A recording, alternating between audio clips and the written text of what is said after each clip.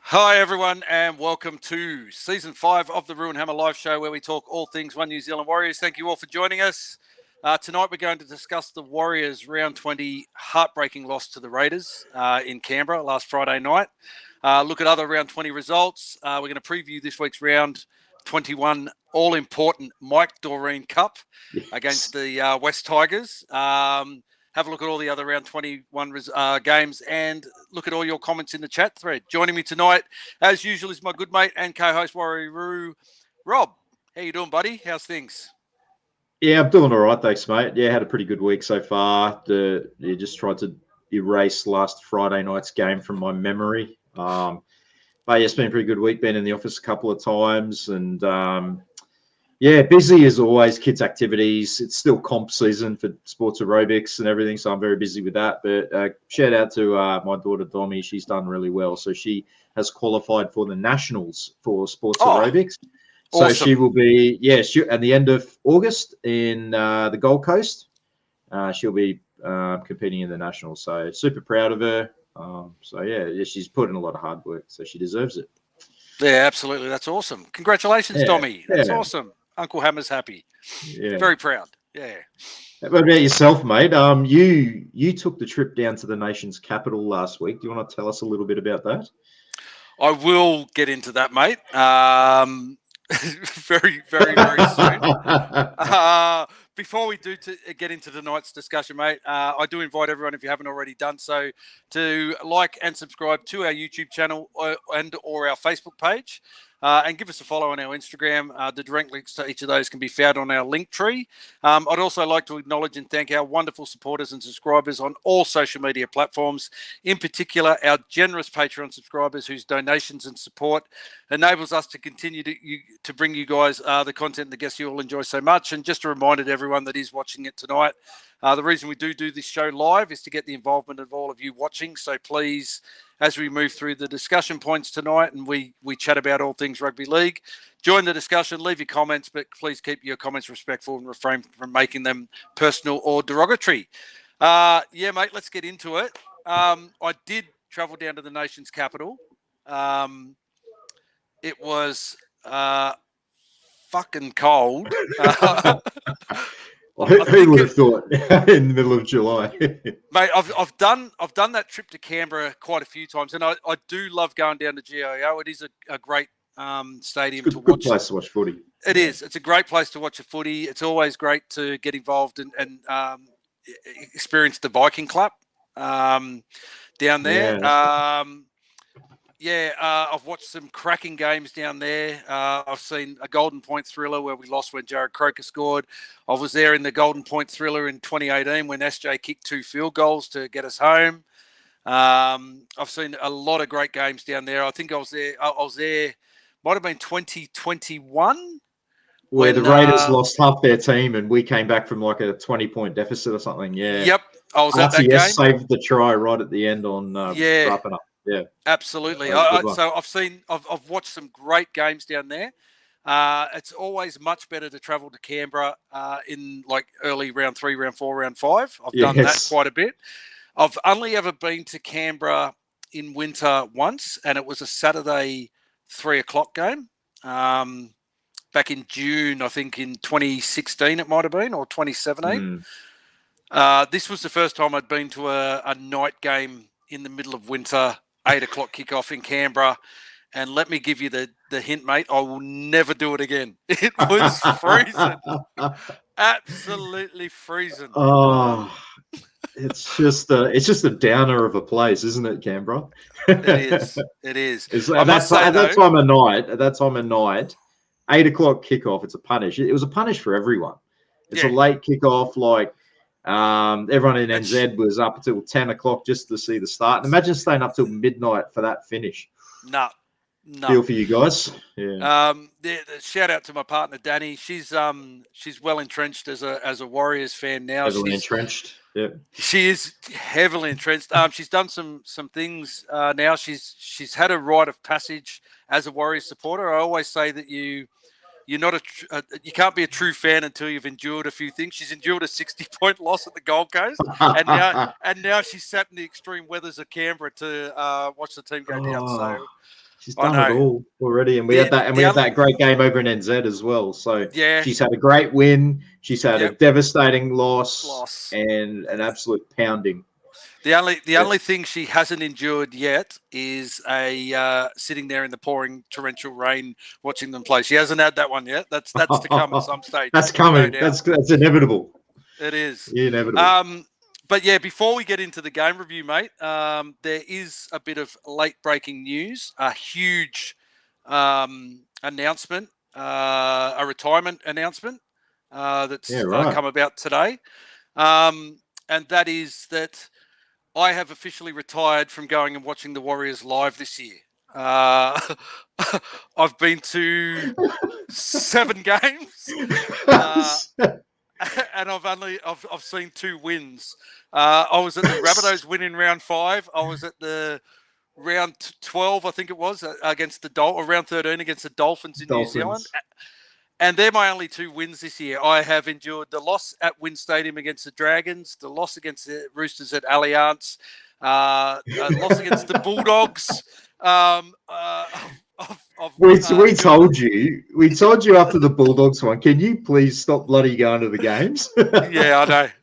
The loss against the Gold Coast at the Gold Coast, and now the 2-point loss against the Raiders. There still is 2 games in Sydney that I could possibly get to. Behave. And there's whenever an announcement of a retirement is announced, there's always a chance of a backflip. Luke Keary's done it. He announced his retirement. Now he's backflipped to go to the Catalan Dragons. I have officially announced my retirement for 2024. But if our season is well and truly over, and we can't make the 8 when we go to play the Sharks at Shark Park in round 26. I'll go to that one because I can't be accused of jeopardising the team if we're done and dusted. Okay, yeah, right, yeah, but then again, we could cop a 70-point hiding then, and then you would still be liable. We'll still hold that against you. Oh, mate, I'll be liable anyway. But yeah, breaking news, everyone! Yeah, breaking news. Hammer has retired from. I was doing well. I was doing well up until you bloody came up to the Gold Coast. I was there for Magic Round, and then for we were there at the Dolphins game together in New Zealand. 2 of the greatest wins in club history. And then the third one was the Titans. Jeez, I would love to have that 80 minutes of my life back, but the rest of the day, as we said, previous episodes, was really good. Yeah, I'm still going to the Dolphins game in August 11 on the Sunday afternoon, so I'm bringing the whole family. So come on, boys, let's go, boys. Let's go, boys. How bloody good! I can probably say quite confidently that I am probably the only Warriors fan, though, to have 100% win record at Mount Smart Stadium. I've never seen them lose at Mount Smart Stadium. One from one. In saying that, I've never seen them lose at North Queensland Country Bank Stadium either, because I've never been there. Never been. Yeah. I was trying to think about this during the week. I'm trying to think of all the grounds that I've been to and watched us play. I've never seen us lose at Cogra. Oh, really? Yeah, 1 from 1. And also the Gold Coast, so the old Gold Coast Stadium. So, that's now where the Gold Coast Suns play. It used to be called Carrara Stadium. Yep. I saw us play there in 96. Where Steve Kearney and Mark Ellis and Mark Hotto scored tries to beat the Gold Coast Chargers that had Lee Ryan in their team. And then I went there in 07. So the very first time we played the Titans, I went there. So I don't include trial games because I've seen us lose a couple of trials there. But yeah, so I was thinking, at the old Carrara Stadium, I'm undefeated as well. But yeah, you got to have a laugh at. I think I'm undefeated at Leichhardt. I haven't watched us lose at Leichhardt. Been to a couple of games there. And and again, same Dragons. I've only ever seen us lose. I think I've watched 2 games at Cogra, and we've won both. Richie Morgan said he's never seen them lose at Optus Stadium. I don't think anyone has. We've only ever played there once, haven't we?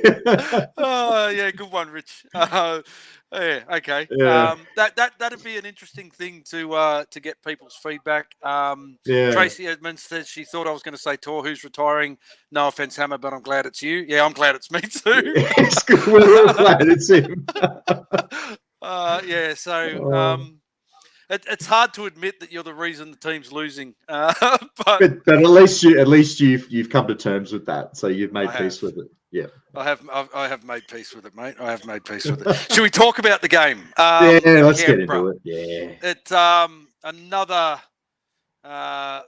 tough loss on the back of that Bulldogs Golden Point loss. Another game I was at. Let me just say.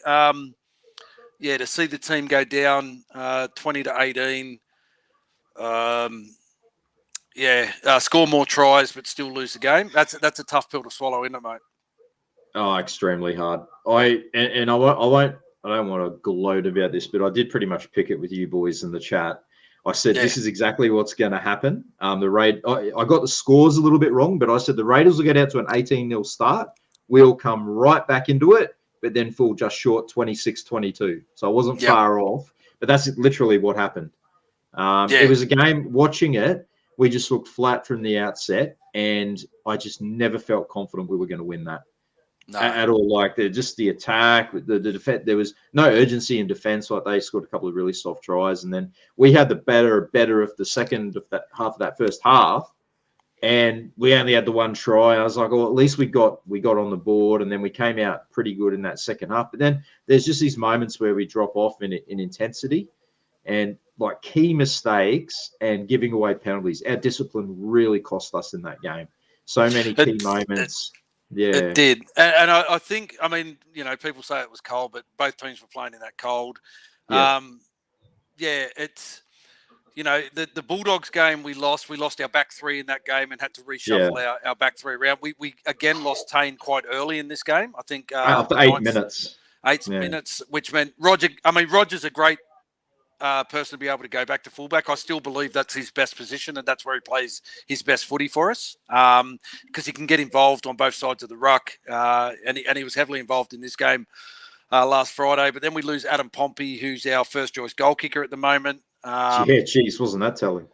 I'm probably going to say that in defence of Chanel, Tane was probably our second choice goal kicker for this game, so we lose both goal kickers in the first half, which means that Chanel's got to step up to the plate, which is hard. I mean, if you're not a regular goal kicker, it doesn't matter how much practice you do away from in that game situation. It must be quite daunting if it's something that you don't usually do. And I know career-wise he's got an 80% goal kicking record going into this game, but he's not a regular goal kicker. Hasn't kicked regularly since 2020. No. Having said that, though, you did sort of want to think that he would still be doing some sort of practice at training.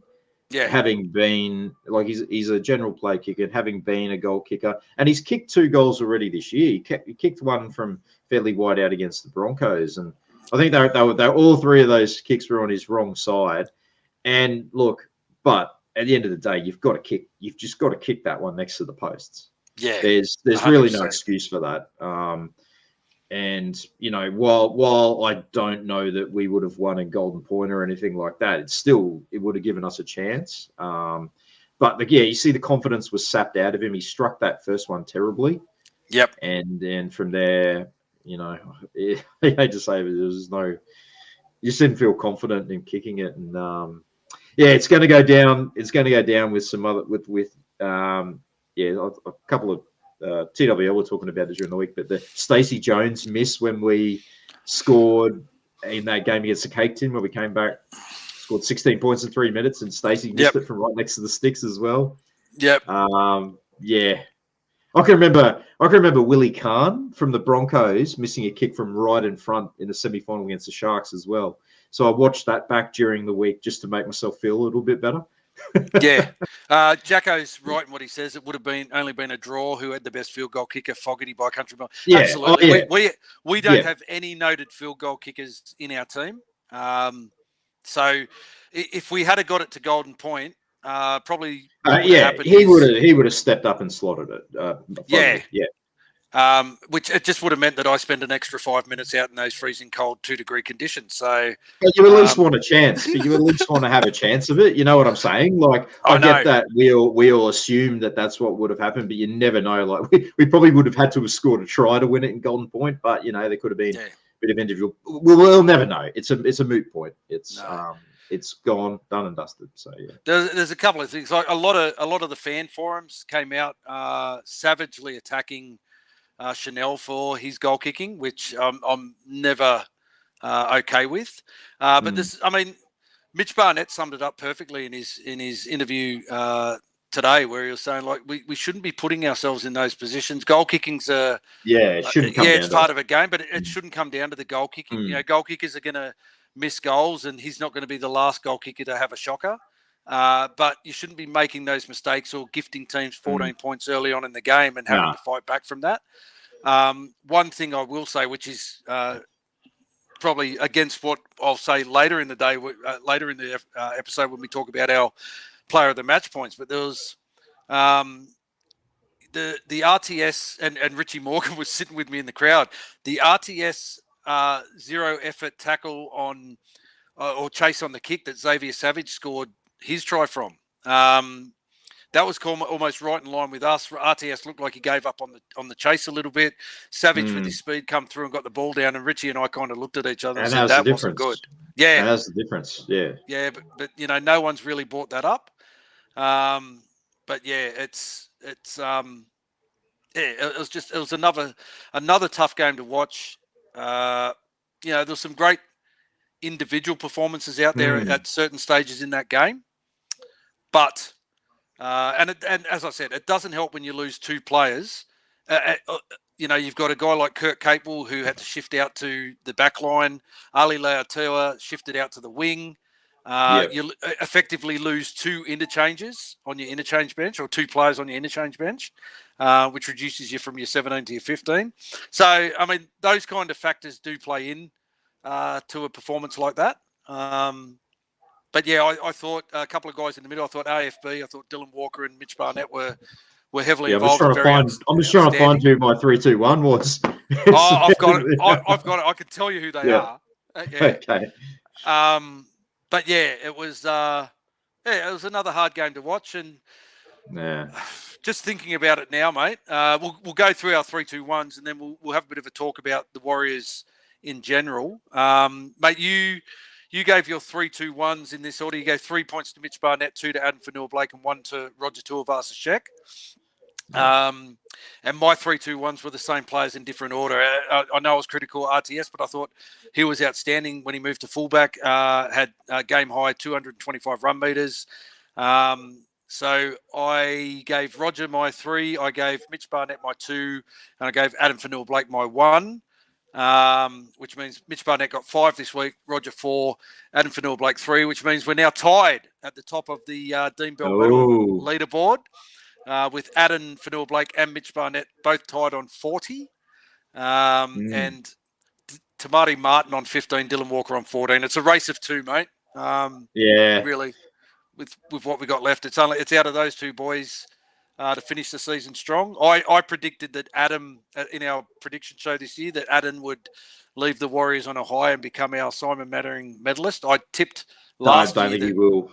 No, I tipped Mitch Barnett last year, and he's having a great fist of it this year. And just talking about Mitch, you think last year there was a period in last year where we thought he might not play footy again. Yeah, that game against the Cowboys, he had that neck injury, and he was out for a long time. Yeah, it was really concerning. There are a few whispers around that he was going to be forced into retirement. He said himself, I think during the week, he contemplated it. But he came back. This year has been one of the great individual Warriors players' seasons. He stormed into forced his way into the Origin team, had a fantastic Origin 3. Yes. As much as it pains me to say that as a Queensland supporter, he was outstanding, and he carried that form into Friday night's game, and he literally put the team on his back. Like when we needed a try, like he just produced a try. Yeah. He just said, "Give me the ball," and you knew what the team needed. Reminds me a Put little bit of a like what Gordon Tallis used to be like when he used to just put the team on his back, and just if the team needed a big charge and a big run and a big tackle or something, he'd produce that. It was really inspirational stuff. had a bit of showed a kicking game as well on Friday night. Put in a nice clearing kick Yeah, he downfield. did. That's right. Yeah, he's got it. Yeah. He's got a bit of a kicking game. Yeah, he used to. We were saying he used to goal kick for the Knights, so yes, maybe he'll find himself doing that. he could do. He's doing everything. He's doing everything He's else. doing At the everything moment. else. He Might as well. Yeah, put the team on your back. Absolutely. Speaking of the Warriors, mate, our chances of making that. There's some comments coming through, but I'm curious to hear your thoughts. Where we're sitting on the ladder, do we make the 8, or can we make the 8? We can. It is possible. Look, it's a tough one because without we basically, to be assured of it, we're going to need to win the last 6. And we're asking the team to do what they haven't been able to do all year, and that's be consistent and string wins together. Like last week was absolutely crucial for our season, as was the week before against the Bulldogs. And you're thinking, if we got that win against the Bulldogs and went into the bye, that may have just spurred us on. And then we come out against the Raiders, and maybe we wouldn't have been so flat. And then we've got these next 2 games coming up. So I don't want to use the word easy games, because there are no easy games in the NRL, and we have made easy games look extremely difficult this year. Yeah. But we've got the Tigers and the Eels coming up in consecutive Friday night games.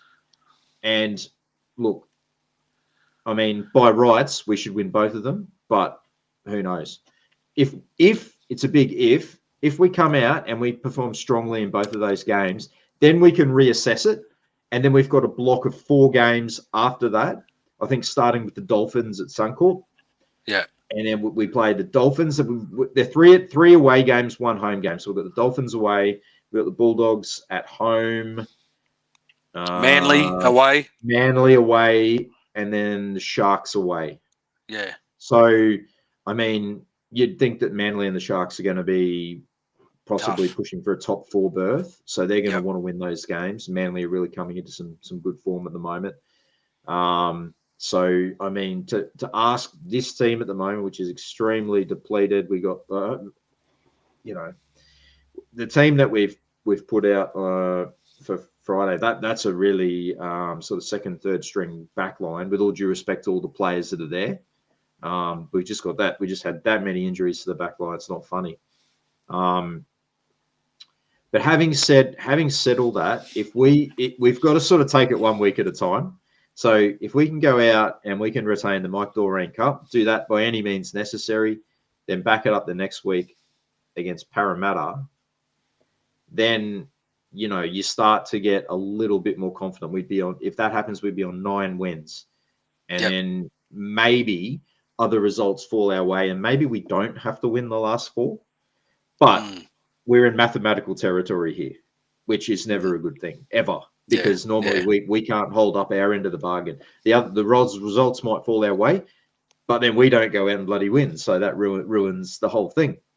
So if we can get the maximum points in the next 2 weeks, absolutely, there's a sniff. But at the moment, it's mission impossible, close to it. I mean, for us, Buzzman talks about for and against. For us, for and against points aren't going to matter, because we're on that odd point on the competition table. So we're either going to be like a point in or a point out, so to speak, kind of thing.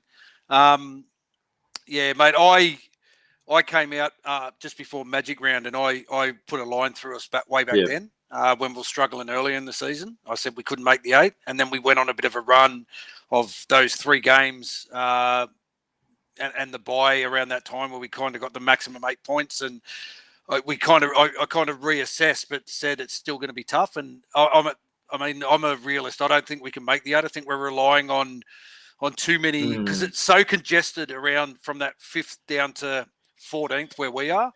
I just think we're relying on too many other results to go our way for us to make the 8. I mean, the Broncos are sitting 4 points out of the 8. I don't think the Broncos can make the 8 either. I think they're done and dusted. Really? Yeah. See, I think they may come home with a wet sail, but they have left themselves a hell of a task.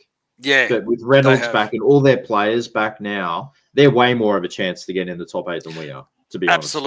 Absolutely. Yeah. And then you've got to look at the teams in the 8 that may fall out for us to kind of jag a spot. Bulldogs. Yeah. Dolphins, Bulldogs, Cowboys. Dragons, around that, Raiders, Knights, all around that bottom part of the 8. If those teams are playing against each other, one's going to get 2 points, the other one's not. Kind of thing. I just think, without delving too heavily into the last 6 rounds, I just don't think we'll get there, which is really disappointing after the season that we had last year. It's a massive letdown. Yeah, massive step backwards. Yeah, it is. But like you said, it all starts for us this week coming up against the Tigers. I will say that the Tigers are sitting in last spot on the ladder at the moment, and that's no assurity for us because the 2 times the Titans have beaten us this year, they were last. If we play the Tigers this week in last and they beat us, then the following week we'll be playing Parramatta, who are in last. You know what I mean? So, playing the team that's come in dead last has done us no favours. It doesn't mean much. And look, both of those teams have, they just need a couple of players to step up, a couple of big individual performances. They might trouble us. We've been plagued this year by failing to capitalise on our opportunities. It's been like the story of the season. And if we fall back into some of those patterns, we might make the Tigers look like the best defensive team in the competition on Friday night if we start, reverting back to some of these bad habits. But, we've kind of just got to take it 1 week at a time, haven't we? Like, let's retain this Mike Dorreen Cup. Let's make sure we never lost it, by the way, since it's since the inaugural clash in, was it 2021? 2020, wasn't it? 2020, we bought the Mike 21. Cup No, because we conceived of it at the start of 2021. That's remember? Right. That's at right, North Sydney, at the pub at North Sydney. That's right. You, me, and the Great One. Yes, that's right. We did too. What was the name of that pub? The Greenview Tavern. Yeah. So across the road. Yeah, it's good joint. Yeah. Yeah, absolutely. I'll throw another one at you, mate. Do we see Shaun Johnson again this year? I have a theory. Because he hasn't come out and said whether he's going to retire or not. If Shaun, my theory is if Shaun's not going to retire at the end of this year, then I don't think we see him play again this year. I think he rests his body. We're no chance of making the finals. He rests his body and gets himself ready for a big 2025. If he's contemplating retirement, he's not going to want to go out on the sidelines. So he may bring himself back. Do we see him play again? Does he retire at the end of the year? What are your thoughts on that? Yeah, I was listening to his podcast last week, and without saying it, without actually directly addressing the question, everything that he sort of said kind of pointed to the fact that he was going to retire. I don't know. I just got that vibe from it. What he was talking about, like he's starting to set himself up for life after footy. He's done quite well. He's got a few businesses out there, so he probably doesn't. He's probably would switch his focus to that. He knows the end is nigh. He's probably got maximum one more season. I think if we win these next 2 games, I reckon that they'll give him like that is his next 2 weeks. And I think that if we win these next 2 games, I reckon he might be back for that last block of 4. Okay. Because I think then we'd be like, hey, we're back with a sniff. And you want your best players playing, but you don't want him to go out there if he's not 100%, because the whole season he hasn't been 100%. Yeah, well, certainly not his 2023 form.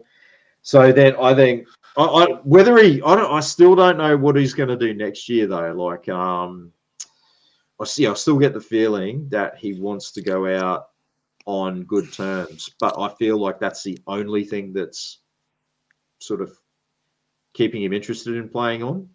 Yeah. Like probably, if you asked him honestly, he's probably saying, "Oh, I don't know if I want to put my body through another grueling off season and all that sort of thing," and probably doesn't want to, have to play injured more often than not, because he was saying that he's having trouble walking down the stairs at his house and playing with his kids and that sort of thing. So Well, you got to put it all into perspective. Move into a single-story house and stop playing with your kids. Like, what's important here? Come on, mate.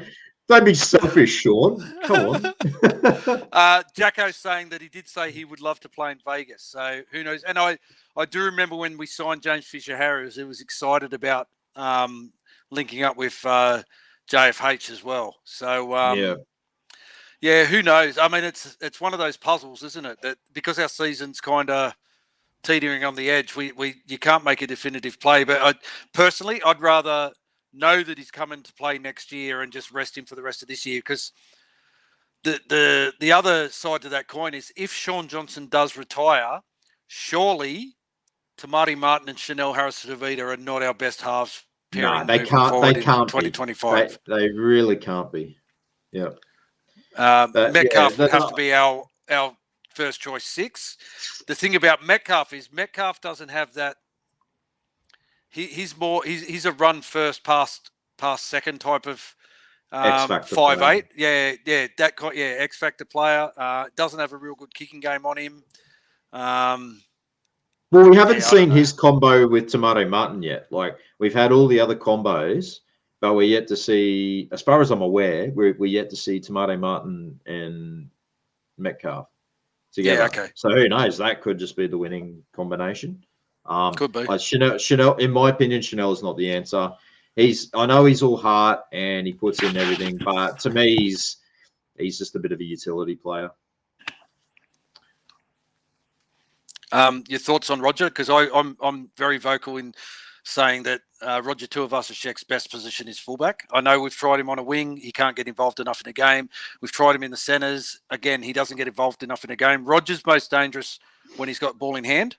I think he should be our first choice fullback, and that's no disrespect to Chance. What's your thoughts on Roger in our squad? Yeah, he's wasted at centre. He can't get involved enough in the wing. Yeah, I don't know. See, I still really want Tane in there somewhere. I want him in there for his extra playmaking ability, his X factor, his speed, his goal kicking. We saw a Magic Round what he brings. So I don't know. Like, you got to have both of those guys in the team somewhere. But I think it makes more sense than to have Tane at fullback, and then I'd have to put. I think Roger would be better on a wing. He can get more involved. He can still use his kick returns and that kind of thing. Yeah, it's a tough one, but yeah, if Metcalf, if Tane is not in the picture, then yeah, definitely fullback. Yeah, I like Jacko's thought. Think outside the square. RTS to fullback, CNK to 6. I thought CNK did great when he played 6 because he's just that kind of competitive player. I mean, and let's face it, our Sixers this year haven't really had big kicking games. Chance doesn't have a kicking game, but you know what you're going to get with Chance. You know that it's going to be 100 mile an hour, 100% effort every game. Before we keep on talking, mate, the great man. The great Juan. The great Juan is in the chat. Of course he is, right before the MD Cup. Great to see you, the great Juan. Good to see you in the chat, mate. Miss you so much. He's making an appearance right before the Mike Dorreen Cup. He wouldn't know what it looks like. He's never held it. No, he's never. He's seen it. He's seen it behind the glass. But you look, but you don't touch. Yeah, that's right. He's seen it. But yeah, he doesn't know what it feels like. And you watch him. You watch him tell us now that he's held the give us something. He'll tell us that at least they've got a premiership. That'll be his comeback. Yeah, we'll give you that. 2005. Yeah, 2005. Yep. Most of us weren't alive. Well, Lockie Galvin wasn't. He was born in 2005. There you go. There you go.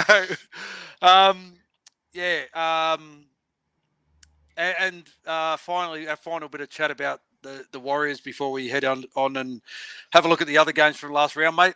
Vegas. It's been announced that the Warriors are going to kick off the season in Vegas, play against the Raiders. It's going to be an away game. I had a chat to Glenn Harris a couple of weeks back when I was in New Zealand about how that will all unfold. It's people are talking about how much money it's going to cost. I know the club are going to send the required personnel only. Anyone else that wants to go from within the organisation has to pay for their own fares and accommodations. Skeleton, that's the word I'm looking for. At least we got a premiership. Yeah, mate. I knew it was coming. It was inevitable, yeah. Huge thing for the Warriors to be involved in the second Vegas trip. I'll say it now because we have been having a lot of people asking us. Ruin Hammer definitely will not be going to Vegas. It's just it's not feasible. If the NRL really have to think about how they announce this shit, they could have made this decision way back in round 2 or round 3. They could have worked out who the teams were going and let fans have an opportunity to start working and saving towards going to this, because it's all about the dinero, mate. Yeah, not a lot of people have 10 grand that they can just pull out of their back pocket and slap down on a trip over to Vegas to watch the team. So yeah, just disappointed that we're not going to be able to get there. But in the same vein, we're the kind of team, and people may come down hard on me for saying this, and I really don't give a shit, but our performances on the team, like I get pissed off when I drop $50 on a ticket and go and watch us lose. Can you imagine dropping 10K on a trip overseas and to watch us get hammered in Vegas? Yeah. For me to go to Vegas to watch the game, it would have to encompass something else, like a family holiday. I couldn't just go for 4 days, fly in, watch the game, fly back. I don't see any value in that, except for the fact to say that I've been to Vegas to watch them play. So for me, it was a big fat no once they announced it. Just can't afford to do it. And if people can afford to go, that's great. Good luck. I hope we get a lot of fans over there. I know Richie Morgan from Warrior Nation, he's going to be flying the flag over there, and that's great to see that we're going to have someone of Richie's caliber over there driving the fandom. I think the Warriors will be a hit with the American public over there. We offer something a little bit different. And that's the thing, Stevie. If I was going to go, you want to catch some NBA. That's exactly what I was going to say. Yep. I mean, if I'm going to go all the way over states, Stevie, I'm going over there to watch my beloved Miami Heat. I'm going to go over there. I'll go to Vegas, but I'll bring the whole family. Like my kids want to go to Disneyland. We want to see New York. We want to see so many places in America, especially Florida. So there's no it would have ended up being a very expensive trip, and it's one that I want to do, but maybe not at this time because I can't afford to do it at this time. But you want to make the most, going all that way, like you said, to watch one game of footy and then sort of come back 4 days later. It doesn't really seem like a good deal for me. I'd rather invest my time, my money, and my efforts into getting back to New Zealand again next year. I'd rather do that too. Yeah, absolutely. We sort of said we'd love to do that every year. Go over to NZ for one game and make a bit of a trip out of it. Special enough. Yeah, that's special enough for me. I don't need to go all the way to Las Vegas. No.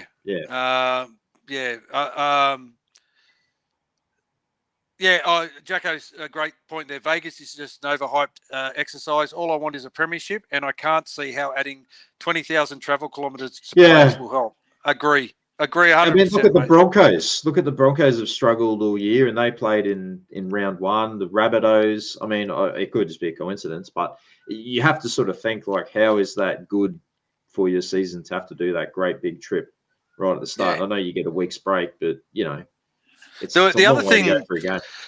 I mean, it's great that the NRL on the whole Vegas thing, they've taken a bit of initiative now. There's going to be the 2 games. There's going to be a women's Australia versus England test match as well as a curtain raiser, and there's also going to be a Super ESL League game game, isn't there, there? which is great. The question I have is the 4 teams that are going: Penrith, Sharks, Warriors, Raiders. Count the Warriors, Raiders out. But what if Penrith or the Sharks actually go on and win the comp this year? Then what happens with that World Club Challenge? Does that still happen? You know what I mean? Like, how does that all work out? So they go to England like the week before that, and then go all the way to Vegas. Yeah. Well, what if it's Wigan or Warrington as well? Who are the 2 teams that are playing? I think it's Wigan and Warrington. I'm just throwing those 2 out. Warrington, definitely. Yeah. Yeah. What if it's one of those 2 teams that win as well? Like, I mean, yeah, I don't know. Yeah, I don't know. Yeah. I don't know. Yeah. What do we know? What do we know? Yeah. And what do I care? We're not going. Yeah. Mate, have you got the games from last week's results? Yes. Yeah, I have. So we'll just quickly go through those. So obviously, first up on Friday night was our game against the Raiders. We won't be talking about that. Or the Grandpas, as my son Cody says. The Grandpas. He was watching it with me, and he goes, "Oh, look, the Grandpas are playing. I hope they win." I said, "Mate, they're playing the Warriors." So he changed his tune after that. But yeah, so Saturday afternoon, Rabbitohs 42 over the West Tigers 28. Rabbitohs sort of continuing their resurgence, their unlikely push for the finals. But too good for the West Tigers. Plenty of tries scored there. But do you have any thoughts on that game? I mean, the Tigers, they scored 28 points, but played in 42. Yeah, you know what I mean? Like, if you score 28 points in a game, and people may call us a hypocrite for saying it, but if you score 28 points in a game, you should win that game of footy. You shouldn't get beat by 20-something points. I mean, they fought hard, but they just don't have the cattle in that Tigers outfit. I think there's a lot of internal infighting. It's no secret that the Rabbitohs have turned their season around since they announced the signing of Wayne Bennett. I think they've only lost 1 game since Wayne Bennett announced that he was coming back. Good win to them, doing it without Latrell. They've got a couple of young fellas that are stepping up in that arena for them. So, good win by the Rabbits. Just the Tigers, the same old, unfortunately. So next up on Super Saturday was the Broncos 30 over the Knights 14. Crucial game for the Broncos, having lost 6 in a row. And they bounced back to form. And Reece Walsh has actually, I think, legally changed his name. He's changed his name to young superstar Reece Walsh, because that's all they kept referring to him as on Fox Sports. I thought Mick Ennis was dead set, going to have to go to the bathroom and excuse himself. I think he had a sock. I think he had a sock on the hand towel, right? He did. It was like the young superstar Reece Walsh. Oh. It was ridiculous. But the Broncos back in the winners' circle, they weren't perfect. The Knights really didn't offer too much. I think they've got problems of their own. There's word about them, sort of a bit of infighting, and the whole O'Brien wanting to do a big roster overhaul reminds me of what Brian Smith did back in 2007. I think they sacked basically the whole team. So they got their own problems. But Broncos back in the winners' circle for now. I just thought Adam Reynolds back into that team just created a little bit of stability for him. It did. That was the beginning. It's what they've been missing. Like the superstar Reece Walsh, he does have that ability to ignite a game, but he's still got a lot of mistakes in him. He was mixed. He was very mixed on Saturday night. Yeah. It was an ugly game to watch early on. There was some bomb tries in that game. And it's interesting, isn't it, that Adam O'Brien wants to do the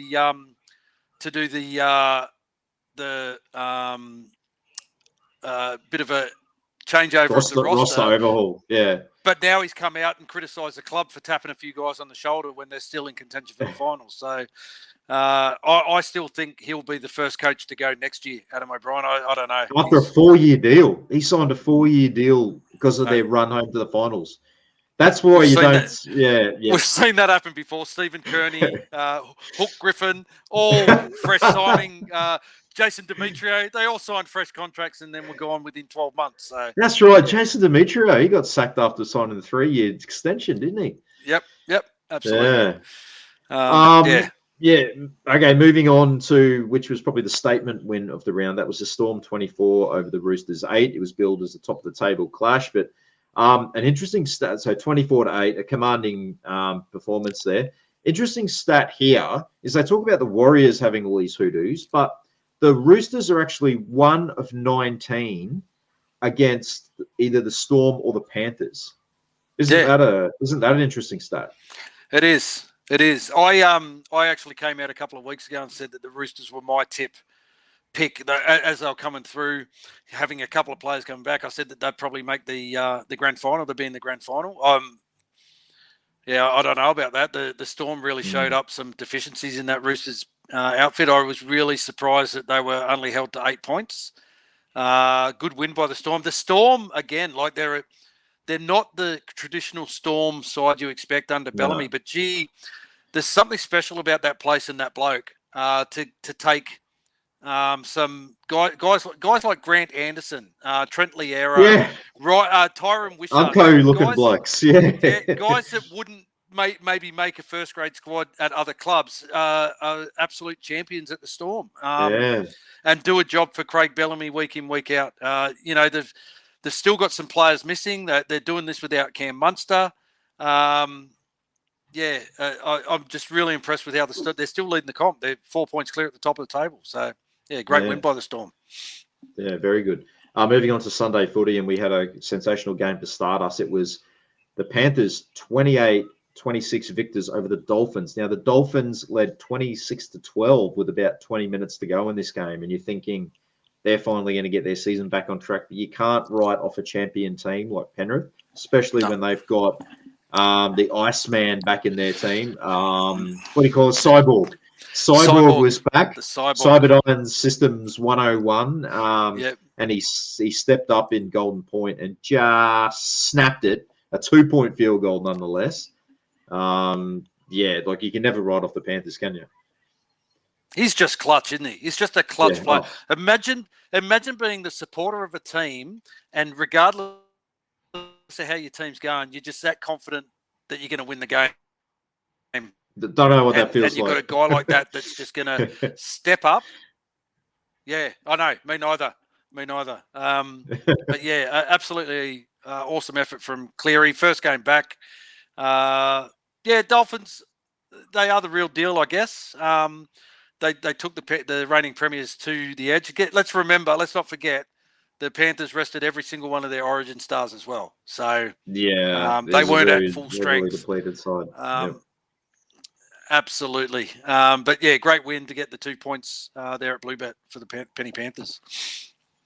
Yeah, and the second game of your Super Sunday is what it ended up being. So the Sea Eagles flexed their muscles a little bit at Lotto Land or Brookvale or Four Pines, whatever it's called these days. Titans got out to a hot start. They were up 8-0 and were probably unlucky to not be 3 tries up. But yeah, after that, it was just Manly were far too strong. Yeah, Manly very, very strong. They're a team that's sort of like coming on now too. Had a couple of wins on the trot. They look like a much better side when they got Cherry Evans there, of course. And who knows, mate? Maybe Luke Brooks is going to end that hoodoo of 11 straight seasons, longest streak of never playing finals footy. The great one would enjoy that, wouldn't he? Surely. I know my mate Brad is death riding the Sea Eagles just so he doesn't play finals. And to finish off the weekend of footy, it was the Cowboys in a pretty entertaining game, 20 points to 18 victors over the Bulldogs. It was a weird sort of a game. The Bulldogs always kind of looked in control, but one thing I noticed about watching them is they really don't offer a lot in attack. Great defensively, but they relied on kicks for all of their tries. And then the Cowboys just had like a little bit too much in attack, and they came up with the tries when they had to, and that's how they won this game. That's how that's how the Bulldogs have ground out their season this year. They're the best defensive side in the comp, and they just stifle attacks and really make teams work for their tries. They haven't got a lot of points in them themselves. But yeah, it was a good result for the Cowboys. And so the ladder at this stage is after round 20, the Storm 4 points clear at the top of the table on 34. Panthers in second on 30. Sharks in third on 28. The Roosters in fourth on 26. Manly with that odd point, hold on to fifth spot on 25. And then there's 4 teams on 24. The Bulldogs, Dolphins and Cowboys round out the 8 with the Dragons just outside the 8 on 24 points. The Raiders move on to 22. The Broncos on 20. The Rabbitohs on 20. The Knights on 20. Our Warriors languishing in 14th spot on 19 competition points. 1 point ahead of the Titans, who are on 18. The Eels on 14. And the mighty West Tigers in the usual position, holding on to that wooden spoon on 12 competition points. Absolutely. So we'll take a look at the team for this week. Yes, mate. As we said, it's the all-important Mike Dorreen Cup. It's an important game this year because we've only got the one game against the Tigers, so it's winner takes all. Before you name the team, mate, have you got any history for us in regards to our efforts against the Tigers? Because we all know that the most players that the Warriors have had that have played for another club is the Tigers. I think we're up to 26 or 27. It's amazing the amount of players that have played for both clubs, including Western Suburbs as well. Yeah, exactly. What do you got, mate, for us, mate? Okay, so since 2000, the inception of the West Tigers, we've played 36 games, and the Warriors hold a 20-16 advantage. For home games, though, for Warriors home games, we have a 10-5 advantage. So most of those would have been played at Mount Smart. And we're currently on a six-match winning streak against the West Tigers. But as you correctly pointed out, there are actually a lot of teams that are probably on win streaks against the Tigers. So it's probably not that impressive. No. But yes, we have played them in the finals once. And that was that all-famous 22-20 win in 2011. The Krisnan Inu freak try that you would remember wearing that jersey right behind you. The NZ flag jersey. So one of the great games in Warriors history. One of my favourite jerseys. Yes, exactly. I won't put you on the spot and make you name your other 4, but but funnily enough, in that season, that 2011 season, me and my good mate Brad, who I often refer to as the West Tigers fan, we both turned 30 that year, and we went over to the game at Mount Smart, and we were leading something like 22 points to 4 with about 18 minutes left, and we somehow lost that game. Benji Marshall show, and Blake Ashford, of all people, had spiders all over him that afternoon, and we just couldn't put it down. Wade McKinnon scored a try against us, and we absolutely capitulated, and we lost 26-22. I remember in the press conference, Tim Sheens actually said, the nature of the Warriors is that they'll probably get us back next time, and we did. I was at the finals game, mate. What a lot of people won't remember is that was where a young Waddy Homewood made his NRL streaking debut. That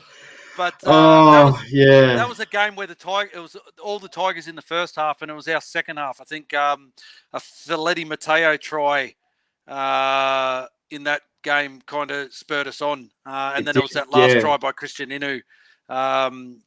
It was an unbelievable sort of a try. Like, all that had to happen was that the Tigers player just had to put a hand on him, and that was the end of the play. Timmy Maltson. Timmy Maltson. That's him. I was just trying to think of who it was. I was at that game. It was a great game. I have been to quite a few Warriors Tigers games. I have endured quite a few losses, especially at Campbelltown. We don't have a good record there. We do not. I think I've watched 3 games in Campbelltown where 50-point hammerings. 2 of them were 50-point hammerings. So, we don't have a good record there. But this is going to be an interesting one, mate. Do you want to take us through the 17 Absolutely. that Webby has named, or the 22 squad that Webby's named for this week? Yeah, so for the all-important Mike Dorreen Cup, as we've said, we've got Roger Tuivasa-Sheck back at fullback, Dallin Watene-Zalesniak and Ed Kosi on the wings. In the centres, Ali Leatawa, and welcome back Moala Graham Talfa to play his second game for the club. Yep. Chanel Harris-Tavita and Tamate Martin in the halves. Up front, we have Adam Fanua-Blake, Wade Egan, and Mitch Barnett. Very strong-looking front row there. Murata Niokore, Kurt Capewell, and Dylan Walker. And then on the interchange bench, we have Freddie Lussick, Jacko Ford, Jazz Tavunga, and Leka Halasima. Extended bench is Tom Ale, Bunty Arfoa, Demetric Sifakula, Setu Tu, and Ben Farr. So it shows like we're really struggling with injuries because there's a lot of guys there on that extended bench from that New South Wales Cup team as well. Yep. But I'm looking forward to seeing how this back line goes, even though it has a bit of a New South Wales Cup feel to it. Like we all know what those guys are capable of. Yes. And looking forward to see Moala Graham Talpa have another run. He was very impressive in his debut that we saw against the Dolphins that night. Very strong defensively and took some good carries. So I think him and Ali could be a glimpse into the future there of our centre pairings. Could be. Any changes that you would like to see to that team, or what are your overall thoughts on that team?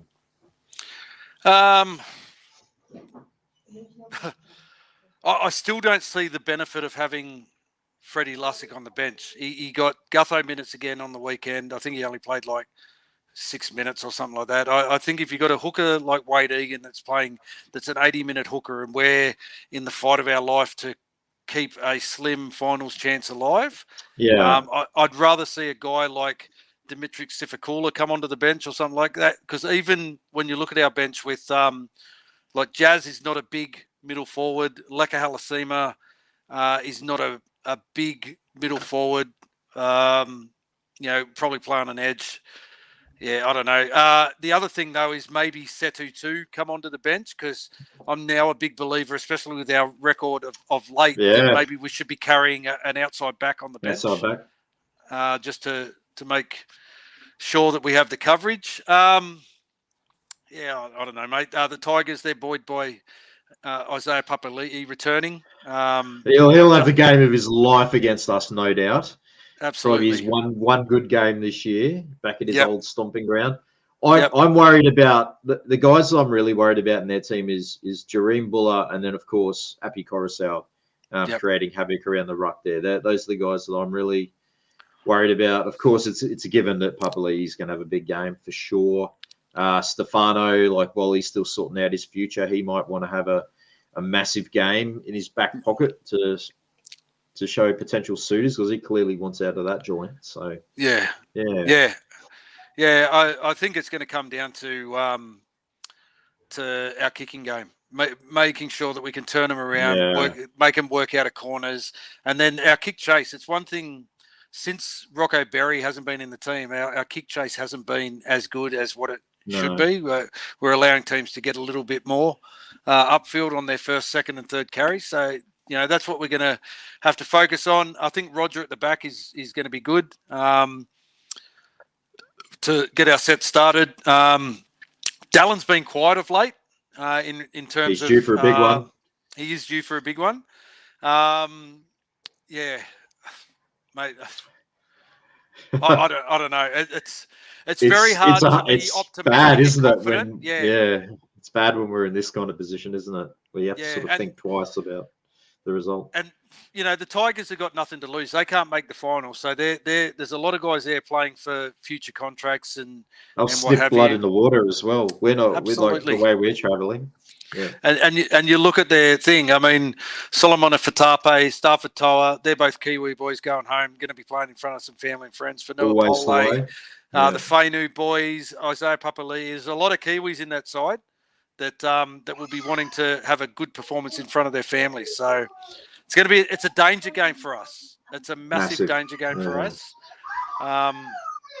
Yeah, I don't know, mate. I'm going to pick a very, very tight Warriors victory. But I'm not confident. I'll tell you now, I'm not confident. Nah. Warriors by 4. Yeah, look, I'm a bit the same. I think it's going to be a bit of an arm wrestle. I think we can win by 8. I reckon we might be clinging to a 2-point lead for a lot of that back into that second half, and then I think we might get a go-ahead try to give us a bit of breathing space. I can't. I'd love to say we're going to go out and win by 30, but I just don't think we have that performance in us at the moment. And look, at the end of the day, we just want to win, and any win will do, and it's just something that we can perhaps build off for the next week against Parramatta. So I'll go Warriors by 8. Yeah, I think the home crowd will get us home. Another sellout at Mount Smart Stadium. Like the Bulldogs sellout. No, this is actually a sellout.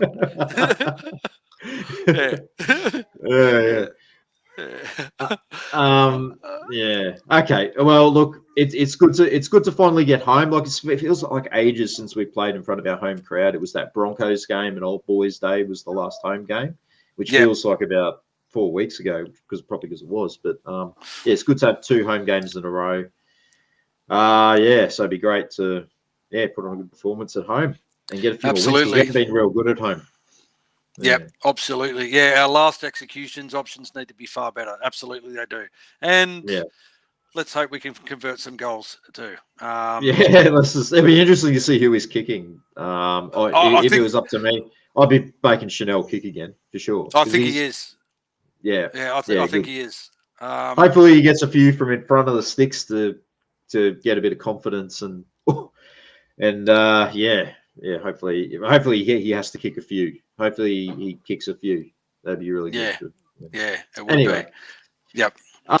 So let's have a look at some of the other games that are coming up. So it's an NRLW fest tonight. The NRLW season kicking off.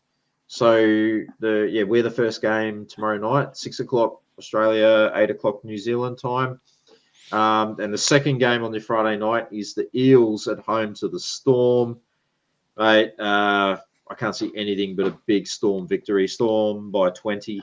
Your thoughts? Storm by 1,000.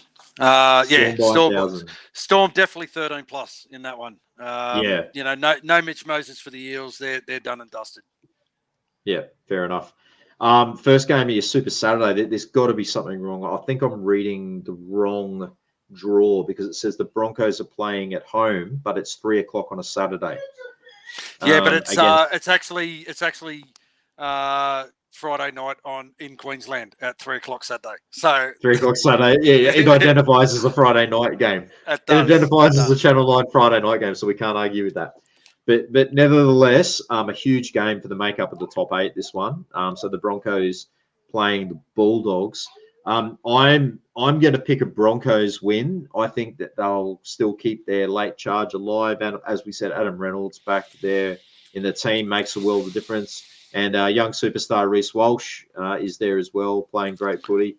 And I don't think the Bulldogs have enough points in them to beat the Broncos. So I'm going to go Broncos by 12. I agree. As much as it kills me to say it, I think the Broncos, 1 to 12. Adam Reynolds will be the difference, and the Bulldogs' defensive game is very good this year. But I think Adam Reynolds' kicking game, his pinpoint kicking game, will be enough to get the Broncos home. Yeah, absolutely. Your second game on Super Saturday is the Cowboy. Another big game for the makeup of the top 8. This one, Cowboys at home to the Sharks. The Cowboys will be buoyed by that win against the Bulldogs last week. Sharks have been a little bit iffy, but they're coming off a massive win against the Tigers a few weeks ago, 50 points. I think the Cowboys will win a tight one here. I'm going to go Cowboys by 2 again. Yeah, it's hard to get a read on both these teams, to be quite honest. Will Kennedy's out. They've got young Liam Eisen playing fullback. Obviously, still no Nico Hines. I think Braden Trindle's been doing a good job in the 7. I think the Sharks might steal this one. I'm going to go the Sharks by 4. Okay, Sharks by 4. Interesting. And the match of the day on Saturday is the Roosters versus Eagles. So another huge game for the makeup, probably at the top 4, this one. So the Roosters at home to the Sea Eagles. I think the Roosters will bounce back, but I expect this to be a tight one. I'm going to go Roosters by 6. Yeah, I agree. Roosters by 6. I think it'll be tight. But yeah, I think last week's loss couldn't have happened at a worse time. Last week's Roosters loss to Melbourne couldn't happen at the worst time for Manly. And the Roosters will want to atone for that. They won't want to lose 2 in a row at this stage of the season. So yeah, I'll say the Roosters by 6 in this one as well. Okay, moving on to Sunday footy, and first up we have the Dragons versus the Panthers at Wynn Stadium. Dragons looking to stay in touch with the top 8 there. They're in ninth spot. Panthers would be welcoming back all their Origin stars, who most of them would have, all of them would have been buoyed by the famous victory at Suncorp. So I think the Panthers will be too strong. Panthers by 14. Yeah, Panthers 13 plus. News coming out of the Dragons today is that Tyrell Sloan has twinged his hamstring and may not play this game. That'll be a massive loss for the Dragons at the back anyway. Panthers get all their Origin stars back. Nathan Cleary with 80 minutes of footy under his belt's just going to get better and better and start tuning himself up ready for finals footy. Yeah, Panthers 13 plus. Indeed. We've got a Queensland derby after that. We've got the Dolphins versus the Titans. Now, geez, this is one the Dolphins cannot afford to lose if they want to stay in touch with, or they want to solidify that first ever top 8 finish. Titans, we know they are an unpredictable side. We know firsthand. They came off a disappointing performance. Look, I think this will be a very tight game, but I think there will be a lot of points scored, if that makes any sense. I think yes. It'll be a seesawing encounter. I'm going to go, I'll give the Dolphins the benefit of the doubt. I think the Dolphins by 2, and it could be something like 38-36. Mate, I'm going to go against the grain here. I'm going to pick the Titans. I just think the Titans halves pairing of Foran and Jaden Campbell will get them home over the Katoa and Cody Nikorima. I think Kieran Foran, I predicted at the beginning of the year that he wouldn't last the season. He's having one of his best seasons ever, going from strength to strength. So I'm going to tip the Titans. I think it'll be close, but the Titans by 6. Alofi Khan Pereira to score a double. Yeah, okay. Kieran Foran, everything he wasn't at the Warriors. Yes. Yes. We got some more of these dumb Sunday night games as well. Who enjoys watching those? 6:15. We've got the Raiders at home to the Rabbitohs. So they're going down to face the icy conditions in the nation's capital. This is another one that could be a very high-scoring game. I think I'm going to pick the Rabbitohs in a close one here. Rabbitohs by 4. Raiders, I know they beat us last week, but they were not impressive either. And Ricky Stewart himself came out and said they were lucky. So, yeah. Raiders have been garbage of late. I agree. I think the Rabbitohs get them quite easily, to be honest. I think it'll be Rabbitohs 13 plus. A lot of points scored. So, yeah. Mate, as you alluded to before, the NRLW does kick off tonight with one game, and the remaining 4 games played on the weekend. We'll just quickly go through that. The Knights kick off the season against the Roosters tonight. You got a tip on this one, mate? I'm going to tip the Knights in a close one. The Roosters, a couple of injuries have shifted Isabel Kelly to fullback to cover the loss of Corbin Baxter, who's out for the season. I think Tamika Upton and the Knights will get home in this one. I'll tip the Knights by 8. All right, I think Isabel Kelly at fullback will be interesting. I go Roosters by 2. Yeah. Saturday, the Sharks play against the Cowboys. They've made that shift of Emma Tonegado from fullback to 5'8" to play in the halves. She had made a good fist of it last year. Mate, I'm going to pick the Sharks in this one. Sharks by 10. Yeah, I think Sharks will be too good as well. Yeah. Second game, Suncorp Stadium. Curtain raised to the main game. Broncos versus Eels. It's very hard to kind of pick on form, isn't it? Because a lot of these girls haven't played footy for a long, long time. I'm purely going to go off the fact that Ali Brigginshaw's moved back to halfback for the Broncos, and I'm going to say the Broncos get home by about 8 points in this one. Yeah, probably too much class and experience in the Broncos side. So, I think they'll be 13 plus. Yep. Sunday Arvo, Wynn Stadium. The Dragons take on the Titans. Again, a couple of Kiwi representatives in this game. Racine McGregor for the Dragons playing in the halves. Our mate Georgia Hale captaining the Titans from the back of the pack. I'm going to pick a close Titans victory. Titans by 4.